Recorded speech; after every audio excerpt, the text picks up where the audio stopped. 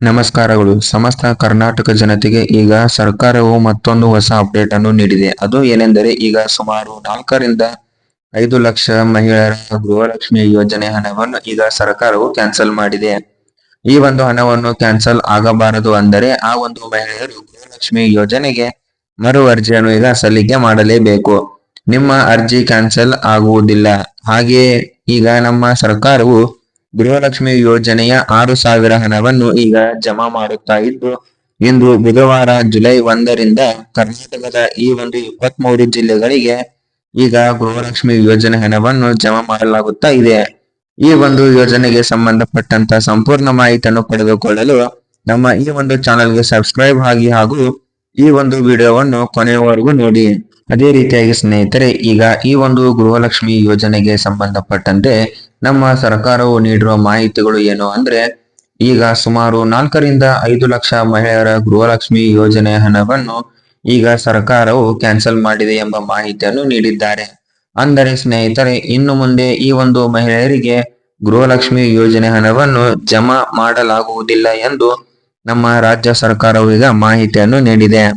ಅಷ್ಟೇ ರೀತಿಯಾಗಿಲ್ಲದೆ ಈಗ ಇನ್ನು ಮುಂದೆ ನೀವೇನಾದರೂ ಗೃಹಲಕ್ಷ್ಮಿ ಯೋಜನೆ ಹಣವನ್ನು ಪಡೆದುಕೊಳ್ಳಬೇಕೆಂದುಕೊಂಡರೆ ನಿಮ್ಮ ಹತ್ತಿರ ಇರುವಂತಹ ಗ್ರಾಮ 1, ಕರ್ನಾಟಕ 1 ಹಾಗೂ ಆನ್ಲೈನ್ ಸೇವಾ ಕೇಂದ್ರಗಳಿಗೆ ನೀವು ಭೇಟಿಯನ್ನು ನೀಡುವುದರ ಮೂಲಕ ಈಗ ಈ ಒಂದು ಗೃಹಲಕ್ಷ್ಮಿ ಯೋಜನೆಗೆ ಮರು ಅರ್ಜಿಯನ್ನು ನೀವು ಮತ್ತೆ ಸಲ್ಲಿಕೆ ಮಾಡುವುದರ ಮೂಲಕ ಈ ಒಂದು ಗೃಹಲಕ್ಷ್ಮಿ ಯೋಜನೆ ಹಣವು ನಿಮ್ಮ ಖಾತೆಗೆ ಜಮಾ ಆಗುವಂತೆ ನೀವು ಮಾಡಬಹುದು.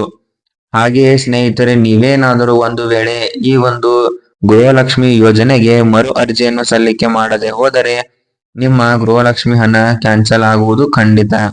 ಹಾಗಾಗಿ ಸ್ನೇಹಿತರೆ, ನೀವು ಕಡ್ಡಾಯವಾಗಿ ಈ ಒಂದು ಗೃಹಲಕ್ಷ್ಮಿ ಯೋಜನೆಗೆ ಕೂಡಲೇ ಈಗ ಅರ್ಜಿಯನ್ನು ಸಲ್ಲಿಕೆ ಮಾಡುವುದು ಉತ್ತಮ. ಅಷ್ಟೇ ಅಲ್ಲದೆ ಸ್ನೇಹಿತರೆ, ಈಗ ನಮ್ಮ ಸರ್ಕಾರವು ಏಕೆ 6,000 ಹಣವನ್ನು ಜಮಾ ಮಾಡುತ್ತಾ ಇದೆ ಅಂದರೆ, ಏಪ್ರಿಲ್, ಮೇ ಮತ್ತು ಜೂನ್ ತಿಂಗಳ ಬಾಕಿ ಇರುವ ಪ್ರತಿಯೊಂದು ಕಂತಿನ ಹಣಗಳನ್ನು ಸೇರಿಸಿ ಈಗ 3 ಕಂತಿನ ಹಣ ಅಂದರೆ 6,000 ಹಣವನ್ನು ಪ್ರತಿಯೊಬ್ಬ ಮಹಿಳೆಯರ ಖಾತೆಗಳಿಗೆ ನಮ್ಮ ಸರ್ಕಾರವು ಜಮಾ ಮಾಡುತ್ತಾ ಇದೆ. ನಿಮಗೆ ಏನಾದರೂ ಈಗ ಗೃಹಲಕ್ಷ್ಮಿ ಹಣ ಬಾಕಿ ಇದ್ದರೆ ನಿಮಗೂ ಕೂಡ 6,000 ಹಣವು ಜಮಾ ಆಗುತ್ತದೆ. ಅಷ್ಟೇ ಅಲ್ಲದೆ ನಮ್ಮ ಸರ್ಕಾರ ಇಂದು ಬುಧವಾರದಂದು ಈಗ ಈ ಒಂದು 23 ಜಿಲ್ಲೆಗಳಿಗೆ ಈ ಒಂದು ಗೃಹಲಕ್ಷ್ಮಿ ಯೋಜನೆ ಹಣವನ್ನು ಜಮಾ ಮಾಡುತ್ತಾ ಇದೆ. ಆ ಒಂದು ಜಿಲ್ಲೆಗಳು ಯಾವ್ಯಾವು ಎಂದರೆ ಬೆಂಗಳೂರು ನಗರ, ಬಾಗಲಕೋಟೆ, ಬೆಂಗಳೂರು ಗ್ರಾಮಾಂತರ, ಬೆಳಗಾವಿ, ಬೀದರ್, ಚಾಮರಾಜನಗರ, ಬಳ್ಳಾರಿ, ವಿಜಯನಗರ, ಚಿಕ್ಕಬಳ್ಳಾಪುರ, ಚಿತ್ರದುರ್ಗ, ದಾವಣಗೆರೆ, ಗದಗ, ಹಾಸನ, ಚಿಕ್ಕಮಗಳೂರು, ದಕ್ಷಿಣ ಕನ್ನಡ, ಧಾರವಾಡ, ಕಲಬುರಗಿ, ಹಾವೇರಿ, ಕೋಲಾರ, ಕೊಡಗು, ಕೊಪ್ಪಳ, ಮೈಸೂರು, ಮಂಡ್ಯ, ರಾಯಚೂರು, ಶಿವಮೊಗ್ಗ, ರಾಮನಗರ, ಉಡುಪಿ, ಉತ್ತರ ಕನ್ನಡ, ತುಮಕೂರು ಮತ್ತು ಯಾದಗಿರಿ ಈ ಒಂದು ಜಿಲ್ಲೆಗಳಿಗೆ ಈಗ ನಮ್ಮ ಸರ್ಕಾರವು ಬಾಕಿ ಕಂತಿನ ಪ್ರತಿಯೊಂದು ಕಂತಿನ ಹಣಗಳನ್ನು ಈಗ ಪ್ರತಿಯೊಬ್ಬ ಮಹಿಳಾ ಫಲಾನುಭವಿಗಳ ಖಾತೆಗಳಿಗೆ ಜಮಾ ಮಾಡುತ್ತಾ ಇದೆ.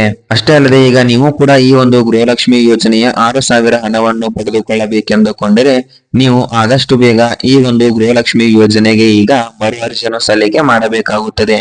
ಈ ಒಂದು ಮರು ಅರ್ಜಿಯನ್ನು ಸಲ್ಲಿಕೆ ಮಾಡುವಂತಹ ಮುಖ್ಯ ಉದ್ದೇಶವು ಏನು ಅಂದ್ರೆ, ಈ ಒಂದು ಅರ್ಜಿಯನ್ನು ಸಲ್ಲಿಸಿದ ಮಹಿಳೆಯರು ಇನ್ನೂ ಕೂಡ ಈ ಒಂದು ಗೃಹಲಕ್ಷ್ಮಿ ಯೋಜನೆ ಹಣವನ್ನು ಪಡೆದುಕೊಳ್ಳುತ್ತಾ ಇದ್ದಾರೆ ಎಂದು ಸರ್ಕಾರಕ್ಕೆ ತಿಳಿದು ಬರುತ್ತದೆ.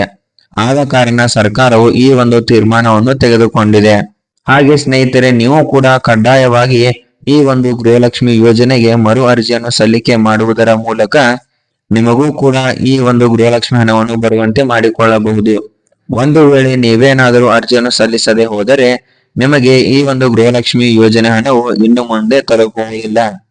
ಅಷ್ಟೇ ಅಲ್ಲದೆ ಸ್ನೇಹಿತರೆ, ಈಗಾಗಲೇ ಈ ಒಂದು ಯೋಜನೆ ಹಣವನ್ನು ಪಡೆದುಕೊಳ್ಳುತ್ತಿರುವಂತಹ ಮಹಿಳೆಯರಲ್ಲಿ ಸುಮಾರು 4ರಿಂದ 5 ಲಕ್ಷದವರೆಗೆ ಮಹಿಳೆಯರು ಮರಣವನ್ನು ಹೊಂದಿದ್ದಾರೆ ಎಂದು ಸರ್ಕಾರದ ಕಣ್ಣಿಗೆ ಬಿದ್ದಿದೆ. ಆದ ಕಾರಣ ಈಗ ಈ ಒಂದು ಹಣ ವರ್ಗಾವಣೆ ಆಗುವುದನ್ನು ತಡೆ ಹಿಡಿಯಲು ನಮ್ಮ ಸರ್ಕಾರವು ಈ ಒಂದು ತೀರ್ಮಾನವನ್ನು ತೆಗೆದುಕೊಂಡಿದೆ. ಹಾಗಾಗಿ ಸ್ನೇಹಿತರೆ, ನೀವು ಕೂಡ ಈಗ ಈ ಒಂದು ಗೃಹಲಕ್ಷ್ಮಿ ಯೋಜನೆಗೆ ಮರು ಅರ್ಜಿಯನ್ನು ಸಲ್ಲಿಕೆ ಮಾಡಿ ನಿಮಗೂ ಕೂಡ ಈ ಒಂದು ಗೃಹಲಕ್ಷ್ಮಿ ಯೋಜನೆ ಹಣವು ಜಮಾ ಆಗುವಂತೆ ನೀವು ಮಾಡಿಕೊಳ್ಳಬಹುದು. ಹಾಗೆ ಪ್ರತಿನಿತ್ಯವೂ ಕೂಡ ಇದೇ ತರದ ಗೃಹಲಕ್ಷ್ಮಿ ಯೋಜನೆಗೆ ಸಂಬಂಧಪಟ್ಟಂತೆ ಹೊಸ ಹೊಸ ಮಾಹಿತಿಗಳನ್ನು ಪಡೆದುಕೊಳ್ಳಬೇಕೆಂದರೆ ನಮ್ಮ ಚಾನೆಲ್ ಅನ್ನು ಸಬ್ಸ್ಕ್ರೈಬ್ ಮಾಡಿಕೊಳ್ಳಿ. ಹಾಗೆ ಈ ಒಂದು ವಿಡಿಯೋಗೆ ಒಂದು ಲೈಕ್ ಮಾಡಿ.